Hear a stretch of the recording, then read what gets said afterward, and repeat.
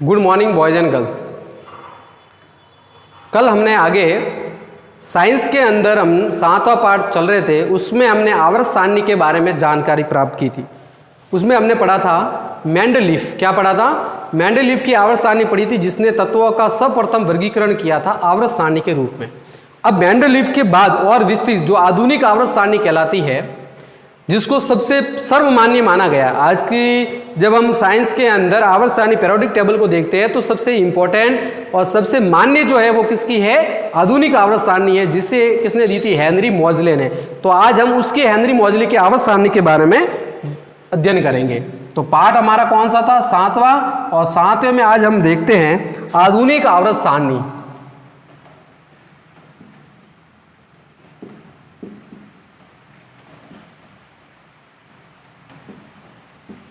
आधुनिक आवर्त सारणी। तो आधुनिक आवर्त सारणी जो है ये किसने दी? तो ये आधुनिक आवर्त सारणी जो है कब दी? ये दी 1913 में, 1913 में। कब दी गई? 1913 में दी गई। 1913 में ये आधुनिक आवर्त सारणी दी गई। किसके द्वारा दी गई? हेनरी मोजले द्वारा। हेनरी मोजले द्वारा। तो हेनरी मोजले द्वारा सर्वप्रथम ये विस्तृत और सर्वमान्य जो आवर्त सारणी में दी गई, तत्वों का जो वर्गीकरण किया गया, वो किसके द्वारा किया गया? हेनरी मोजले द्वारा। ये हेनरी मोजले भी किससे? मेंडलीफ की आवर्त सारणी में इसने परिवर्तन किया और फिर अपनी आवर्त सारणी इसने दी। तो 1913 में किसने? हेनरी मोजले ने की। जो इसकी जो कमियां थी, कौन सी? मेंडलीफ की जो कमियां, तो उन काफी कमियों को इसने दूर किया। कुछ कुछ जगह कमियां रही, लेकिन इसकी सारणी को साइंस आज सर्वमान्य मानता है हेनरी मोजले की। तो ध्यान रखना कि कह दे आपको कि आधुनिक आवर्त सारणी किसने दी? तो किसने दी? हेनरी मोजले ने। कब दी? 1913 में। ज्यादातर साइंस में हमें सन नहीं पूछते, लेकिन वैज्ञानिक और उसने क्या काम किया वो हमें ज्यादातर पूछते हैं, हेनरी मोजले ने। अब इसका आधार क्या था? देखो, हमने पढ़ा था मेंडलीफ। मेंडलीफ का जो आधार था वो था परमाणु भार। परमाणु भार के बढ़ते क्रम में व्यवस्थित किया था इसने। और इस हेनरी मोजले ने किसने किया? परमाणु क्रमांक। इसने परमाणु भार की जगह किसको लिया? परमाणु क्रमांक। परमाणु क्रमांक के आधार पर इसने बांटा। किसके आधार पर बांटा? परमाणु क्रमांक के बढ़ते क्रम पर। और मेंडलीफ का क्या था? बढ़ते क्रम में। परमाणु क्रमांक के बढ़ते क्रम में इसने लिया। आधार क्या माना? परमाणु क्रमांक के बढ़ते क्रम में। और इसकी जो सारणी है वो एकदम व्यवस्थित तरीके से हो गई जब इसने परमाणु भार को छोड़ के क्या किया? परमाणु क्रमांक को बढ़ते क्रम में इसने तत्वों को व्यवस्थित किया। और इसने अपना एक आवर्त नियम भी दिया, जैसे उसने भी दिया था। इसने भी अपना आवर्त नियम दिया। और क्या आवर्त नियम दिया इसने? इसने कहा, क्या कहा इसने?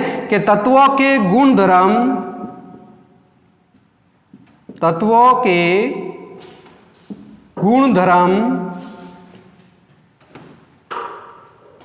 तत्वों के गुणधर्म उनके परमाणु क्रमांक के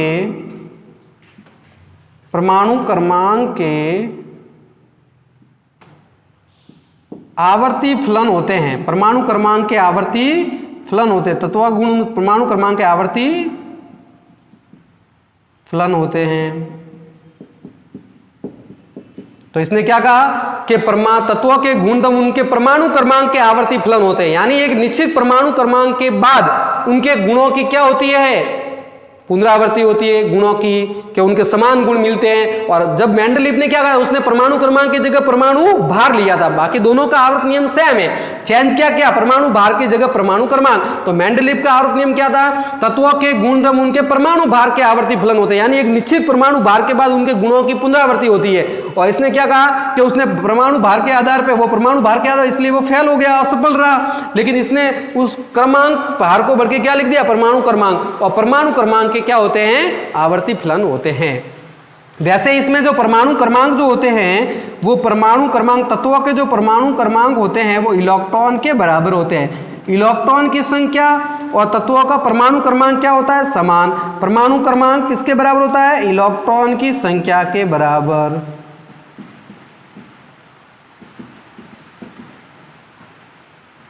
आई बात में? तो तत्वों के परमाणु क्रमांक और उसमें इलेक्ट्रॉन की संख्या जो होती है वो हमेशा क्या होती है? बराबर होती है। तो परमाणु क्रमांक और इलेक्ट्रॉन की संख्या के आधार पे इसने। अब इसकी सारणी में क्या क्या था, उसने जैसे आवर्त बांटे थे वर्ग, इसने भी बांटे। इसने किस तरीके से डिवाइडेशन किया वो हम देखते हैं। तो सर्वप्रथम आधुनिक आवर्त सारणी 1913 हेनरी मॉजले। आधार क्या रखा, परमाणु क्रमांक के आवर्त नियम क्या, तत्वों के गुणधर्म उनके परमाणु क्रमांक के आवर्ती फलन होते हैं, यानी एक निश्चित परमाणु क्रमांक के बाद उनके गुणों की क्या होती है, पुनरावृत्ति होती है। और परमाणु क्रमांक किसके बराबर होता है, उसकी इलेक्ट्रॉन की संख्या के बराबर होते हैं, जो उसके चारों तरफ परमाणु के चारों तरफ चक्कर लगाते हैं। आई बात समझ में। चलो अब इसने देखो क्या किया, इसने भी सेम आवर्त और वर्ग बनाए, आवृत और क्या बनाए, वर्ग बनाए। कितने बनाए आवृत, कितने वर्ग बनाए वो हम समझते हैं। इसकी आवृत सारणी को आप बुक्स के अंदर जरूर देखें। फिर उसके बाद इसने देखो, इसने जैसा मेंडलीफ ने कहा था वैसे क्या इसने भी कहा। इसने कहा 37 जो पंक्तियां थी, 37 जो पंक्तियां थी उसको उस मेंडलीफ ने क्या कहा था, आवृत कहा। तो इसने भी क्या कहा, आवृत्ति कहा। इसने भी इसको आवृत्ति कहा। 37 पंक्तियों को क्या कहा, आवृत का। अब इसने आवृत कितने बनाए, इसने आवृत बनाए 7। कितने आवृत बनाए, 7 बनाए। उसने कितने आवृत बनाए थे, 6 बनाए थे। तो इसने 37 पंक्तियां, आवृत कितने, 7। ये हम आवृत सारणी के बारे में विस्तृत व्याख्या कर रहे हैं, इसके बारे में ध्यान रखना। तो 37 पंक्तियों को क्या कहा इसने, आवृत कितने बनाया, 7 बना। अब 7 में ध्यान रखना, 7 आवृत 37 बने इस तरीके से। इसमें जो पहला आवृत था, यू पहला, दूसरा, तीसरा, चौथा, पांचवा, छठा और 7वां। इसमें जो ये पहला आवृत है, इस पहले आवृत में कितने तत्व थे, 2 तत्व। इसका नाम इसने क्या रखा, इसका नाम इसने रखा अति लघु आवृत। क्या नाम रखा, अति लघु आवृत नाम रखा इसका। आई बात समझ में। इस पहले आवृत में कितने तत्व, 2 तत्व। नाम क्या रखा, अति लघु आवृत रखा। दूसरे और तीसरा जो आवृत है इसमें कितने तत्व थे, 8 तत्व थे। कितने तत्व थे, 8 तत्व। दूसरे और तीसरे में कितने तत्व, 8 तत्व। नाम क्या रखा है इसका, इसका नाम रखा लघु आवृत। इसको क्या कहा इसने कि ये लघु आवृत है। आई बात समझ में। चौथे और पांचवें इसमें कितने तत्व थे, इसमें 18 तत्व थे। चौथे में भी 18 और पांचवें में भी 18 तत्व। इसका नाम इसने क्या रखा, इसका नाम इसने रखा दीर्घ आवृत। क्या नाम रखा, दीर्घ आवृत। आई बात समझ में। और छठे और 7वें को इसने क्या कहा, इसमें तत्व कितने थे, 32 और 7 में 28 तत्व है। छठे और 7 में, इसमें 32 है छठे में और 7 में कितने हैं, 28 तत्व है। तो इसका नाम इसने क्या रखा, इसका नाम रखा इसका अति दीर्घ आवृत। क्या नाम रखा, अति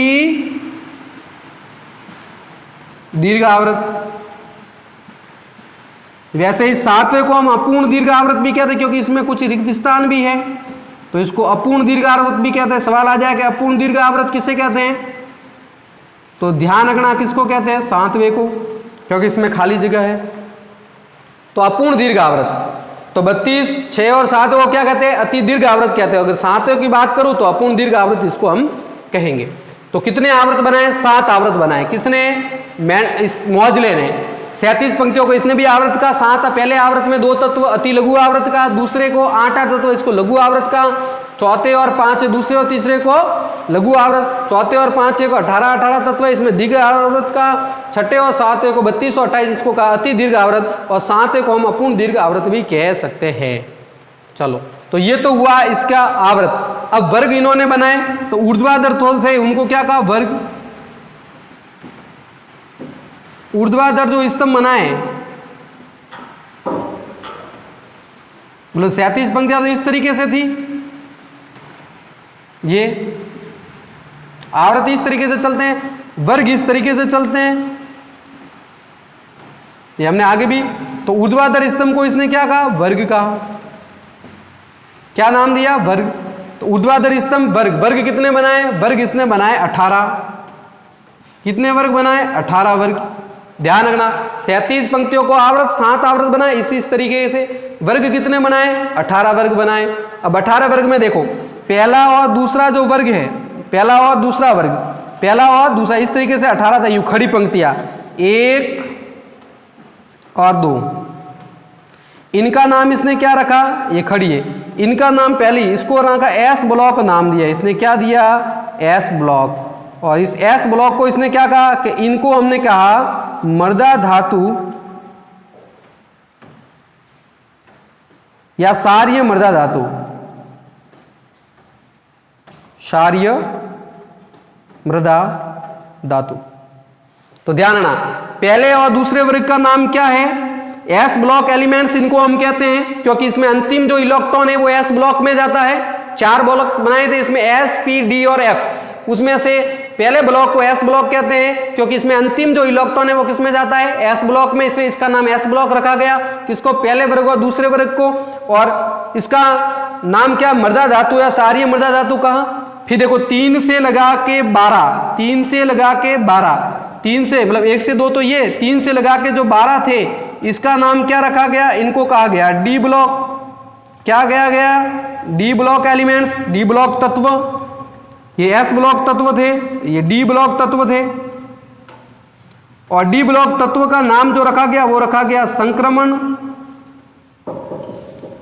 संक्रमण धातु थी ये कौन सी धातु थी? संक्रमण धातु, क्योंकि ज्यादातर इसके अंदर जो है उत्प्रेरक वगैरह ये सारी संक्रमण धातु थी, जो ज्यादा क्रियाशील होती है वो धातु थी। तो डी ब्लॉक एलिमेंट्स को क्या कहते हैं? संक्रमण धातु या संक्रमण तत्व कहते हैं। ध्यान रखना, इसमें संक्रमण तत्व या संक्रमण धातुएं थी। तो 3 से लगा के 12 थे, यानी कितने हो गए? 10 वर्ग इसमें हो गए। फिर उसके बाद 6 से लगा के 12 से यानी 13 से लगा के 18 तक, यहां लिख देता हूं मैं, 13 से लगा कर यहीं लिख देते, 13 से लगा के 18 तक। ये तो 2 इसमें आ गए, 10 इसमें आ गए, और 13 से 18 6 इसमें आ गए। ये 2 हो गए, ये 6 10 हो गए, और ये 6 कितने हो गए? 18 हो गए ना वर्ग। 13 से 18 वाले वर्ग को क्या कहा? P block. क्या कहा? पी ब्लॉक का, बी ब्लॉक वाले तत्व का, क्योंकि इसमें अंतिम इलेक्ट्रॉन किसमें जाता था? पी ब्लॉक में। इसमें अंतिम इलेक्ट्रॉन किसके जाएगा? इन तत्वों का डी ब्लॉक में। इसमें अंतिम इलेक्ट्रॉन किसमें जाएगा? एस ब्लॉक में। तो ये ज्यादातर धातु मृदा मिट्टी में पाई जाती है, इसलिए इनका मृदा नाम रखा। ये संक्रमण, क्योंकि ये बहुत सारी संक्रमित धातु है, संक्रमण करती है, उत्प्रेरक के रूप में काम, जैसे निकल उत्प्रेरक, कॉपर, जिंक वगैरह सारे इसमें आते हैं। और 13 से 18 तक इनको पी ब्लॉक का, और इनका नाम रखा निरूपक तत्व। क्या नाम रखा? निरूपक तत्व। आई बात में, इनका नाम क्या रखा? निरूपक तत्व रखा। किसका? पी ब्लॉक एलिमेंट्स का नाम रखा निरूपक तत्व। ये अपने रूप बदल सकते हैं, ये ज्यादातर अधातु और उप धातु होती है, यहाँ ज्यादातर धातु है, इन दोनों में धातु है। तो ये पी ब्लॉक एलिमेंट्स। अब इसके अंदर इसने एक एफ ब्लॉक और बनाया था। क्या बनाया था? एफ ब्लॉक एक और बनाया, ये एफ ब्लॉक। ये एफ ब्लॉक कहां पर था? ये मैं इसकी बात कर रहा हूं, उधर वर्ग के अंदर इसने एफ ब्लॉक एक और बनाया। इस एफ ब्लॉक में क्या हुआ कि इस एफ ब्लॉक को क्या किया? अंदर शामिल नहीं किया गया, इसको आवर्त सारणी के अंदर शामिल नहीं किया गया, आवर्त सारणी से अलग रखा गया एफ ब्लॉक को। तो इसलिए इसको कहा जाता है, ये डी ब्लॉक के अंदर ही होता है, लेकिन इसको बाहर रखा गया है। ये डी ब्लॉक के अंदर होता है, इसकी 2 श्रेणी है, लेंथेनाइड और एक्टिनाइड, इनको बाहर रखा गया है। तो इसमें अंतिम इलेक्ट्रॉन एफ ब्लॉक में जाता है। ये वर्ग 1 से 2, 3 से 12, 13 डी ब्लॉक के अंदर ही एफ ब्लॉक होता है, लेकिन इसको आवर्त सारणी में जगह नहीं मिली, इसको बाहर से दिया गया है। तो एफ ब्लॉक का नाम क्या रखा गया? आंतरिक संक्रमण तत्व। इनका नाम क्या रखा? आंतरिक संक्रमण तत्व, क्योंकि ये डी ब्लॉक के अंदर की ओर स्थित होते हैं, इसलिए इसका नाम रखा आंतरिक संक्रमण तत्व। इसकी 2 श्रेणियां थी, कौन कौन सी थी? एक तो श्रेणी इसकी है लेंथेनाइड, लेंथेनाइड, इसकी श्रेणी कौन सी है? लेंथेनाइड। ये कहां से शुरू होती है? ये शुरू होती है लेंथेनम 57, परमाणु क्रमांक 57 से शुरू होती है। लेंथेनम तत्व से शुरू होती है, इसलिए इसका नाम क्या पड़ा? लेंथेनाइड। इसमें कितने तत्व होते हैं लेंथेनाइड में? 14 तत्व। कितने तत्व? 14 तत्व। कहां से कहां तक? तो ये तत्व होते हैं सीरियम 58 से लगा के लुटेशियम 71 तक। सीरियम 58 से लगाते लुटेशियम 71 तक। ये कहां पर है? ये आवर्त सारणी के नीचे की ओर 2 श्रेणियां बनाई है, जिसमें 14 लेंथेनाइड नाम क्यों पड़ा? क्योंकि ये लेंथेनम तत्व के बाद शुरू हो रहा है। कहां से शुरू हो रहा है? सीरियम से लगा के लुटेशियम तक, इसलिए 58 से लगा के 71 तक 14 तत्व इसके अंदर आते हैं। फिर एक श्रेणी और थी जिसको क्या कहा गया? एक्टिनाइड। क्या कहा गया? एक्टिनाइड। ये एक्टिनाइड क्यों कहा गया? तो सेम ऐसे कैसे, ये कहां से शुरू होता है? ये एक्टिनम तत्व से शुरू होता है। एक्टिनम कितने? 89 से। तो अब इसमें भी कितने तत्व हैं? इसमें भी 14 तत्व हैं। और ये कहां से शुरू होती है? ये शुरू होती है सीरियम से लुटिशियम हो गया, और ये एक्टिनम, ये शुरू होती है थोरियम से। कहाँ से शुरू होती है? थोरियम 90 से लगा के लॉरेंशियम कहाँ तक? 103 तक। तो इसको थोरियम 90 से लगा के लॉरेंशियम 103। एक्टिनाइड, एक्टिनम 89 से 14 तत्व, थोरियम 90 से लगा के लॉरेंशियम 103 तक। समझ गए? इसमें भी कितने? 14 तत्व है। तो ये जो दो है, ये एफ ब्लॉक कहां पर आता है? डी ब्लॉक है। देखो डी ब्लॉक का नाम संक्रमण धातु है, तो संक्रमण तत्व है। ये एफ ब्लॉक डी ब्लॉक के बीच में है, लेकिन आवर्त सारणी में इनको जगह नहीं मिली। इनको अलग तरीके से 14 तत्वों को अलग आवर्त सारणी के नीचे रखा गया है, इसलिए इसका नाम पड़ा लैंथेनाइड, क्योंकि ये लैंथेनम 57 के बाद शुरू होती है। 14 तत्व इसमें है। नीचे दो सारणी बनाई हुई आवर्त सारणी में, सीरियम से लगा के लुटिशियम तो 71, 58 से 71 तक। तो ये 71 के बाद वापस 72 है, वो वापस सारणी में आ गया डी ब्लॉक के अंदर।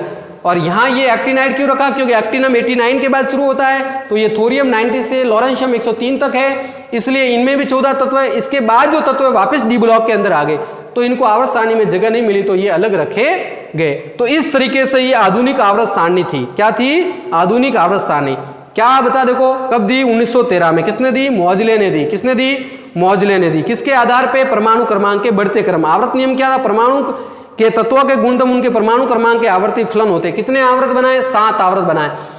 पहले आवर्त में कितने तत्व? 2 तत्व। क्या नाम पड़ा? अति लघु आवर्त। दूसरे और तीसरे को कितने तत्व? 8 तत्व इसमें। इसका नाम क्या? लघु आवर्त। चौथे और पांचवें 18 तत्व। इसे क्या कहा? दीर्घ आवर्त। पांचवें और छठे में 32 और इसमें 28 तत्व। इसको क्या कहा? अति दीर्घ आवर्त। सातवें तत्व को अपूर्ण दीर्घ इसमें, क्योंकि कुछ खाली जगह भी है इसके अंदर। आई बात समझ में? तो 37 पंक्तियों को आवर्त कहा। ऊर्ध्वाधर स्तंभ को क्या कहा? वर्ग। जैसे मेंडलीफ ने कहा वैसे वैसे इसने भी कहा। और कितने इसमें एलिमेंट? इसमें कितने वर्ग बनाए? 18 वर्ग बनाए। पहले और दूसरे वर्ग को क्या कहा? एस ब्लॉक के एलिमेंट्स कहा, और इनको मृदा धातु या सारी मृदा धातु कहते हैं। 3 से 12 को डी ब्लॉक तत्व, इसको क्या कहते हैं? संक्रमण धातु। और 13 से 18 तक क्या कहा? पी ब्लॉक एलिमेंट्स, इनको निरूपिक तत्व का। एफ ब्लॉक डी ब्लॉक के बीच में, इसलिए इसको कहते हैं आंतरिक संक्रमण तत्व। लेकिन इसको आवर्त सारणी में जगह नहीं मिली, अलग से 14 तत्व बनाए, जिनका नाम क्या रखा गया? लैंथेनाइड और एक्टिनाइड रखा गया। लैंथेनाइड क्यों रखा? क्योंकि ये लैंथेनम 57 के बाद शुरू होता था, और 14 तत्व है सीरियम से लुटिशियम तक 58, इसके बाद 72 से वापिस अंदर है। समझ गए? फिर एक्टिनाइड 89, क्योंकि ये एक्टिनम से शुरू होता था। एक्टिनाइड का श्रेणी का तत्व नहीं है। एक्टिनाइड में 14 थोरियम से लगा के लॉरेंशियम तक आता है। तो ये आवर्त सारणी के बारे में विस्तृत जानकारी थी।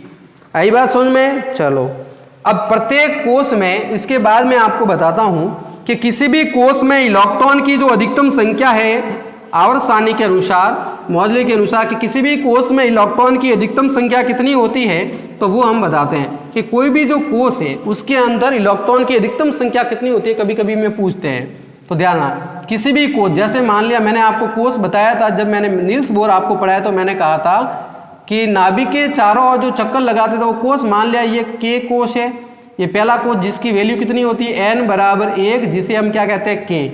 दूसरा कोष है वो क्या होता है n बराबर 2 होगा, दूसरे का नाम क्या है l। इसी तरीके से n बराबर 3 है तो m, k, l, m और n। तो किसी भी कोष में इलेक्ट्रॉन की अधिकतम संख्या कितनी होती है, अधिकतम संख्या कितनी होती है, इसका फॉर्मूला क्या है 2n²। क्या है 2n²। किसी भी कोष में, जैसे ये पहला कोष है k, दूसरा कोष है l, तीसरा कोष होगा m, चौथा कोष होगा n। ये जैसे तीसरा कोष है, इस तीसरे कोष को में क्या हुआ n बराबर 3 आएगा, और इसका नाम क्या है m रखा था नील्स बोर ने। तो इसी तरीके से आगे क्रम में बढ़ता गया। तो इनमें कोष में इलेक्ट्रॉन कितने हो सकते हैं, जैसे अभी हमने कहा कि इलेक्ट्रॉन की संख्या उसके परमाणु क्रमांक के बराबर होती है, जितना परमाणु क्रमांक उतने उसके इलेक्ट्रॉन। जैसे हाइड्रोजन का परमाणु क्रमांक 1 होता है तो उसमें 1 ही इलेक्ट्रॉन होगा, और हीलियम का परमाणु क्रमांक 2 होता है तो इसमें कितने इलेक्ट्रॉन, 2 इलेक्ट्रॉन होंगे। आई बात समझ में? तो इस तरीके से जितना उसका परमाणु क्रमांक है वो उसके इलेक्ट्रॉन की संख्या के बराबर होता है। लेकिन इस कोष में अधिकतम इलेक्ट्रॉन कितने होंगे, इस कोष में अधिकतम कितने इलेक्ट्रॉन आ सकते हैं, वो किस फॉर्मूले से हम पता करेंगे 2n² से। तो कभी आपको ये पूछ ले कि किसी भी कोष में, परमाणु के बाह्यतम कोष में, किसी भी कोष में कितने इलेक्ट्रॉन होते हैं, तो इलेक्ट्रॉन की अधिकतम संख्या कितनी होती है 2n²। तो चलो बताओ मुझे, k कोष में कितने इलेक्ट्रॉन आ सकते हैं। k कोष पहला कोष है तो इसके लिए बताओ n की वैल्यू कितनी आएगी, 1 आएगी। k कोष पहला कोष है तो बताओ n की वैल्यू कितनी आएगी, 1 आएगी। n का मान यहाँ 1 रखता हूं तो बताओ क्या होगा 2 × 1 का स्क्वायर। बताओ क्या होगा, 2 इंटू 1 का स्क्वायर कितना हुआ 1, तो एलिमेंट्स कितने आ गए 2, तो इसमें 2 इलेक्ट्रॉन आ सकते हैं। के कोष में कितने आते हैं 2, 9th में आपने पढ़ा है कि हम पहले वाले कोष में 2 इलेक्ट्रॉन भरते हैं। फिर बताओ एल कोष में कितने आएंगे, तो एल की देखो एल के लिए एन बराबर कितना आता है 2, एल के लिए एन बराबर कितना आता है 2, क्योंकि ये सेकंड कोष है और सेकंड कोष एल कहते हैं, इसके लिए एन बराबर 2 होता है। तो 2 इंटू बताओ 2 का स्क्वायर, बताओ क्या हो जाएगा, 2 इंटू 2 का स्क्वायर हो गया 4, 4 दूनी कितना हुआ 8। तो बताओ दूसरे कोष में कितने इलेक्ट्रॉन आ सकते हैं, 8 इलेक्ट्रॉन आ सकते हैं। चलो इसी प्रकार बताओ तीसरे कोष जिसे हम क्या कहते हैं, एम कहते हैं ना, इसकी वैल्यू देखो 2 इंटू बताओ तीसरे एन का स्क्वायर हो गया, बताओ यही तो है फॉर्मूला एन स्क्वायर, इसमें आप पता कर सकते हो किसी कोष में कितने इलेक्ट्रॉन होते हैं। तो 2 इंटू 3 का स्क्वायर कितना हुआ 9, 9 दूनी कितना हुआ 18। तो बताओ तीसरे कोष में कितने इलेक्ट्रॉन आ सकते हैं, मतलब इसमें 2 भर सकते हैं, 2 से ज्यादा हुआ तो इसमें आएंगे, इसमें अपन 8 भर सकते हैं, 8 से ज्यादा हुआ तो अगले कोष में जाएंगे। आई बात समझ में, तो पहले कोष में 2, दूसरे कोष में 8, तीसरे कोष में 18 तत्व। बताओ चौथे कोष में कितने होंगे, अगर मैं n बराबर 4 करूँ और उसका नाम मैं क्या रखूँ n रखता हूँ, तो बताओ इस कोष में क्या हो जाएंगे 2 इंटू 4 का स्क्वायर कितना हो जाएगा, 2 इंटू 4 का स्क्वायर 16, 16 दूनी कितने हो जाएंगे 32। तो इस प्रकार आप किसी भी कोष के अंदर इलेक्ट्रॉन की संख्या पता कर सकते हो। तो इलेक्ट्रॉन की अधिकतम संख्या कितनी हो जाएगी 2n स्क्वायर हो जाएगी। तो किसी भी कोष में अधिकतम इलेक्ट्रॉन की संख्या कितनी होती है 2n स्क्वायर। आपको कहा जाए कि n बराबर 10, n बराबर 10 है, 10वां कोष है, तो 10वें कोष में इलेक्ट्रॉन की संख्या बताओ। तो क्या बताओगे आप, 2 इंटू 10 का स्क्वायर कितना हुआ 100 हुआ ना, तो 2 इंटू 10 का स्क्वायर कितना हुआ 100, 100 का 2 से गुणा किया तो 200। तो हम क्या कहेंगे कि 10वें कोष में 200 इलेक्ट्रॉन होंगे। कितने इलेक्ट्रॉन होंगे 200। तो ध्यान है 10 का स्क्वायर 100, 100 का 2 से गुणा किया तो कितने हुए 200 इलेक्ट्रॉन होंगे। तो इस प्रकार हम किसी भी कोष में इलेक्ट्रॉन की संख्या पता कर सकते हैं। आई बात समझ में। तो इस तरीके से ये हमने आवर्त सारणी के बारे में पढ़ा। चलो अब इस आवर्त सारणी की हम क्या देखते हैं, विशेषता देख लेते हैं। चलो इसकी हम क्या देख सकते हैं, विशेषता देख लेते हैं। देखो क्या है विशेषता। पहली विशेषता इस आवर्त सारणी की है कि ये परमाणु क्रमांक के आधार पर बांटा गया, ये विशेषता होगी। देखो विशेषता देखते हैं आधुनिक आवर्त सारणी, परमाणु क्रमांक के बढ़ते क्रम में, परमाणु क्रमांक के बढ़ते क्रम में व्यवस्थित अध्ययन,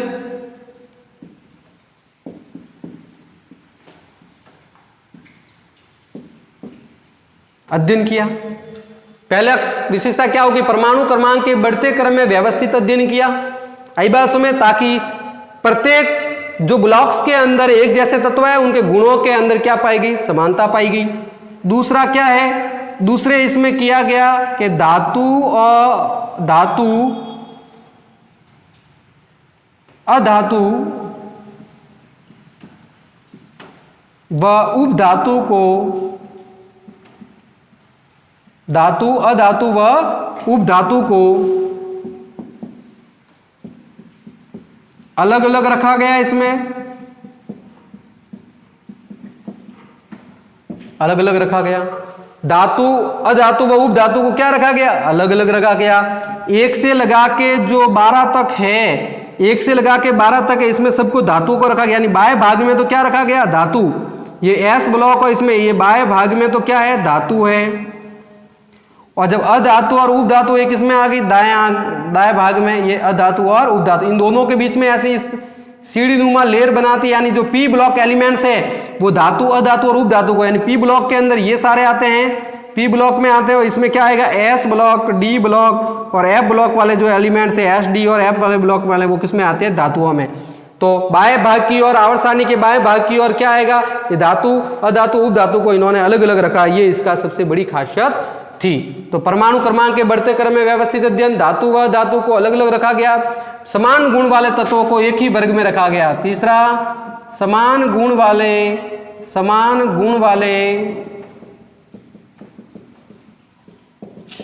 तत्वों को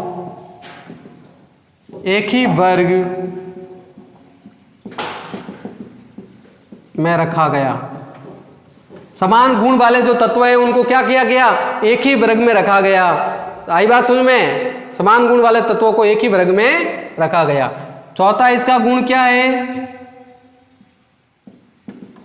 तत्वों के इलेक्ट्रॉनिक विन्यास, तत्वों के इलेक्ट्रॉनिक विन्यास आसानी से ज्ञात कर सकते हैं। इसमें तत्वों के इलेक्ट्रॉनिक विन्यास क्या थे? आसानी से ज्ञात कर सकते हैं।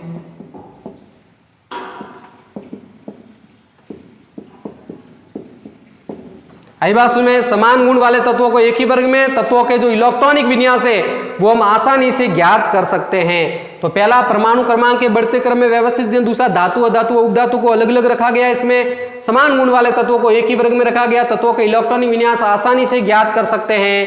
और अगला पांचवा गुण समस्थानिकों को भी स्थान दिया गया, जो मेंडलीफ ने छोड़ा था वो इसने दिया। समस्थानिकों को स्थान निश्चित किया, समस्थानिकों का स्थान क्या किया? समस्थानिकों का स्थान निश्चित किया। जो मेंडलीफ की कमी थी वो उसको दूर किया, पूरा किया। समस्थानिकों का स्थान इन्होंने क्या किया? निश्चित किया। फिर दूसरा अगला छठा पॉइंट में लिख सकता हूं तो क्या लिखूंगा? लैंथेनाइड व एक्टिनाइड को, लैंथेनाइड व एक्टिनाइड को अलग से स्थान दिया गया, अलग से स्थान दिया गया। लैंथेनाइड व एक्टिनाइड को अलग से स्थान दिया गया। तो ये आधुनिक आवर्त सारणी की विशेषता थी। परमाणु क्रमांक के बढ़ते क्रम में व्यवस्थित अध्ययन किया, तो इलेक्ट्रॉन की संख्या और परमाणु क्रमांक बराबर होते हैं। धातु अधातु उपधातु को अलग, धातु है जो सारी थी वो SD में आती है और F में आती है, ये बाईं तरफ थी। और अधातु उपधातु ये P ब्लॉक के एलिमेंट्स में अधातु और उपधातु, इनको एक सीढ़ी नुमा, इधर अधातु, उसके बीच में उपधातु और इधर धातु और इधर अधातु। इधर तो होगी धातु ऐसे और इधर होगी उपधातु, सॉरी अधातु, और इसके बीच में ये सीढ़ी नुमा जो है, एक सीढ़ी नुमा इसने बनाई जो आवर्त सारणी में हमें दिखता है। इसमें इसने रखी उपधातु, यहाँ क्या रखा? उपधातु। तो इधर धातु हो गई, इधर उपधातु और इधर अधातु होगी। तो व्यवस्थित इन्होंने अध्ययन किया। फिर इसके बाद समान गुण वाले तत्वों को एक ही वर्ग में, ताकि एक वर्ग के अंदर एक तत्व का हम अध्ययन करें तो सभी तत्वों का अध्ययन आसानी से हो जाए। तत्वों के इलेक्ट्रॉनिक विन्यास जो है उसका आसानी से ज्ञात कर सकते हो। आगे हम इसको पढ़ेंगे इलेक्ट्रॉनिक विन्यास को। समस्थानिकों का स्थान निश्चित किया, जो किसने? मेंडलीफ ने नहीं किया था। और लैंथेनाइड व एक्टिनाइड को इन्होंने क्या किया? अलग से स्थान दिया। चलो, तो ये इस आधुनिक आवर्त सारणी की क्या हो गई? विशेषता हो गई। अब मैं इसकी पढ़ता हूं कमियां। इसकी मेन जो है वो दो ही कमियां हैं। क्या है? दो ही कमियां इसकी जो है वो मेन है। कौन सी है वो हम देखते हैं। तो मेन इसकी दो कमियां कौन सी है? पहली कमी इसकी जो है, पहली कमी इसकी है कि हाइड्रोजन का स्थान यहां पर भी फिक्स नहीं। हाइड्रोजन का स्थान निश्चित नहीं किया गया। क्यों? क्योंकि हाइड्रोजन जो होती है वो गैस के रूप में भी व्यवहार कर रही है, और यहाँ धातु तो इसको क्षारीय मृदा धातु के साथ रखा गया है हाइड्रोजन को, जबकि वो हैलोजन वर्ग से समानता दर्शाती है। तो यहाँ पर भी हाइड्रोजन का स्थान नहीं है। हाइड्रोजन को पहले वर्ग में रखा गया है तो धातुओं के साथ रखा है, जबकि इसके गुण किससे मिलते हैं? हैलोजन से भी मिलते हैं। तो इसका जो स्थान है, इसकी मौजले ने भी इसका स्थान फिक्स नहीं किया, स्थान इसका निश्चित नहीं है। इसको क्षारीय मृदा धातु के साथ रखा है, जबकि ये हैलोजन की तरह व्यवहार करता है। यानी गैसेज जो क्लोरीन, ब्रोमीन, आयोडीन जो है हैलोजन 17वें वर्ग की, उस 17वें वर्ग के अनुसार व्यवहार करता है। एक 18वां वर्ग इसमें है, शून्य वर्ग, जिसको उत्कृष्ट गैसें कहते हैं, वो भी इन्होंने बनाया है मौजले ने। फिर दूसरा क्या? दूसरी इसकी जो कमी है वो है लैंथेनाइड व एक्टिनाइड को आवर्त सारणी में जगह नहीं दी गई। आवर्त सारणी में जगह नहीं, इन्हें अलग से जगह दी गई, आवर्त सारणी के अंदर नहीं। ये जबकि आवर्त सारणी में आने चाहिए, उसके ढांचे में आने चाहिए, लेकिन आवर्त सारणी के अंदर ये शामिल नहीं है। इनको अलग से अलग जगह दी गई। आई बात समझ में? तो ये दो कमियां इसकी मेन रही। एक तो क्या थी? हाइड्रोजन का स्थान निश्चित नहीं। क्यों? क्योंकि हाइड्रोजन को क्षारीय मृदा धातु के साथ रखा गया है, जबकि ये हैलोजन की तरह व्यवहार करता है, गैसेज की तरह व्यवहार करता है। और लैंथेनाइड, एक्टिनाइड को आवर्त सारणी में जगह नहीं मिली। इनको अलग से 14 तत्वों को अलग से नीचे रखा गया है, जो हम आधुनिक आवर्त सारणी में देख सकते हैं। तो ये थी आज की आधुनिक आवर्त सारणी। आपने अच्छी तरीके से इसको समझा होगा। इसको अच्छी तरीके की परीक्षा में पूछते हैं कि आधुनिक आवर्त सारणी के बारे में विस्तृत व्याख्या कीजिए, बड़ा सवाल आ जाता है। तो ध्यान रखना कि इस तरीके से हमें इसका पूरा विख्यात, जहाँ से इसकी मैंने पढ़ाई है वो, फिर इसकी विशेषता और फिर इसकी कमियां क्या थी, ये सारी आपको व्यवस्थित रूप से अध्ययन करना है। तो आज के लिए इतना ही, धन्यवाद।